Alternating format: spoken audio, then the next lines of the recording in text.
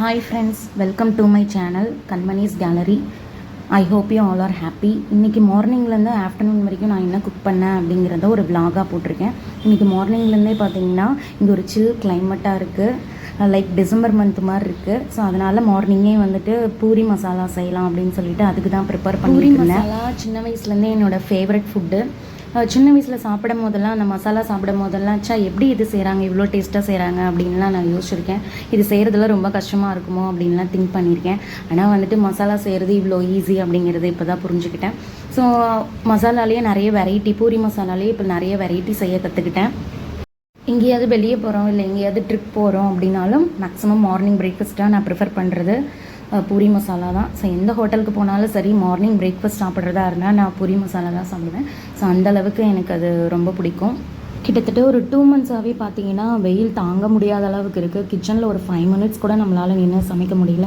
ஆனால் இந்த 1 வீக்காக பார்த்தீங்கன்னா கிளைமேட் ரொம்ப சில்லாக இருக்கிறதுனால ஒரு ஹாப்பி மைண்டாகவும் இருக்குது. ஸோ வெயில் அதிகமாக நம்மளுக்கு டெய்லியுமே ஹெட்டேக் வர ஆரம்பிக்குது. ஆனால் இந்த 1 வீக்காக சில் கிளைமேட்டாக இருக்கிறதுனால சந்தோஷமாகவும் சமைக்க முடியுது. அதுவும் இன்றைக்கி மார்னிங்லேருந்தே பார்த்தீங்கன்னா மழை வந்துகிட்டே இருக்கிறதுனால, சாரல் மழை மாதிரி வந்துகிட்டே இருக்கிறதுனால ஒரு சந்தோஷமாக இருக்குது. ஸோ மார்னிங் பிரேக்ஃபாஸ்ட் பார்த்தீங்கன்னா பூரி மசாலா டேஸ்ட்டாக செஞ்சு சாப்பிட்டாச்சு. ஸோ அதுக்கப்புறம் என்ன, நமக்கு எப்பயும் போல் பாத்திரம் கழுவுற வேலை தான். ஸோ பாத்திரம்லாம் கழுவி முடிச்சுட்டு கவுண்டர் டாப்பெல்லாம் க்ளீன் பண்ணிவிட்டு வீடெல்லாம் கூட்டி முடிச்சுட்டு கொஞ்சம் நேரம் ரெஸ்ட் எடுத்துகிட்டு அதுக்கடுத்து நம்ம லஞ்சு ப்ரிப்பேர் பண்ண போயிடணும். இன்றைக்கி பார்த்தீங்கன்னா லஞ்சுக்கு அரிசி பருப்பு சாதம் செய்யலாம் அப்படின்னு சொல்லிட்டு நான் பிளான் பண்ணி வச்சுருந்தேன். ஸோ என்னோடய ஹஸ்பண்டுக்கு பார்த்தீங்கன்னா அந்த சாப்பாடு ரொம்ப பிடிக்கும். ஸோ எப்போ கேட்டாலும் என்ன செய்யட்டும் அப்படின்னு கேட்டாலும் அரிசி பருப்பு சாதம் செய்ய அப்படின்னு சொல்லி தான் சொல்லுவார். ஸோ நான் 2 விதமாக பார்த்தீங்கன்னா அரிசி பருப்பு சாதம் செய்வேன். ஃபஸ்ட்டு மெத்தட் பார்த்தீங்க அப்படின்னா பூண்டு, ஜீரகம், மிளகு, வரமிளகா இதெல்லாத்தையும் அரைச்சி போட்டு தாளிச்சு விட்டு செய்வேன். செகண்ட் மெத்தட் பார்த்தீங்கன்னா பூண்டு எல்லாத்தையும் கட் பண்ணி போட்டுட்டு அதோட ஒரு துண்டு இஞ்சி போட்டுட்டு அதை தாளிச்சு விட்டு செய்வேன். ஸோ இப்போ பார்த்தீங்கன்னா செகண்ட் மெத்தட் தான் செய்ய போகிறேன். ஏன்னா ரொம்ப நாளாக ஃபஸ்ட்டு மெத்தடை செஞ்சுட்டு இருந்தேன். சரி இந்த தடவை செகண்ட் மெத்தட் செய்யலாம் அப்படின்னு சொல்லிட்டு தான் அதை செய்கிறேன். அது உங்களுக்கு நான் ஷேர் பண்ணுறேன். ஃபஸ்ட்டு நம்ம ஒரு குக்கரில் பார்த்தீங்கன்னா 3 ஸ்பூன் வந்து ஆயில் ஆட் பண்ணிக்கோங்க. அதோட 1 ஸ்பூன் கீ ஆட் பண்ணிக்கோங்க. அதோட கடுகு, ஜீரகம், மிளகு ஆட் பண்ணிக்கோங்க. அதோட ஒரு 10 பல்லு பூண்டு கட் பண்ணி ஆட் பண்ணிக்கோங்க. ஸோ பூண்டு நல்லா வணங்கி வந்ததுக்கப்புறம் அதில் பார்த்தீங்கன்னா ஒரு 10லிருந்து 20 போல் சின்ன வெங்காயத்தை கட் பண்ணி ஆட் பண்ணிக்கோங்க. கொஞ்சம் கருவேப்பிலையும் ஆட் பண்ணிக்கோங்க.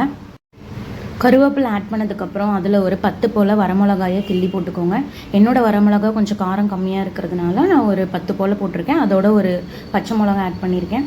ஸோ இந்த இஞ்சி, பூண்டு, வெங்காயம், வரமிளகா எல்லாமே வந்து ஆயிலில் நல்லா வதங்கி வரணும். இந்த டைமில் ஒரு 3 போல் தக்காளியை கட் பண்ணி ஆட் பண்ணிக்கோங்க. மீடியம் சைஸாக இருக்கிறதுனால நான் ஒரு 3 தக்காளி எடுத்திருக்கேன். நீங்கள் சின்னதாக இருந்தால் 4 தக்காளி கூட போட்டுக்கலாம். அது நல்லா வதங்கி வந்தோடனே அதில் 1/2 டீஸ்பூன் மஞ்சத்தூள், தேவையான அளவுக்கு கல்லுப்பு ஆட் பண்ணிக்கோங்க. இது எல்லாத்தையும் நல்லா கிளறி விடுங்க. தக்காளி நல்லா வதங்கி வரணும்.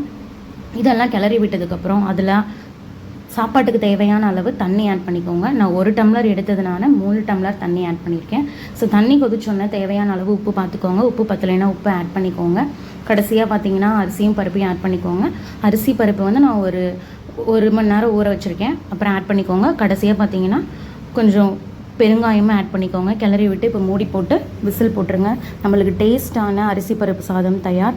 ஸோ இன்றைக்கி கிளைமேட் ஃபுல்லாகவே பார்த்திங்கன்னா மழை பெஞ்சிட்டே இருந்தது. அதோட இந்த சூடான அரிசி பருப்பு சாதம் தொட்டுக்க தயிர்.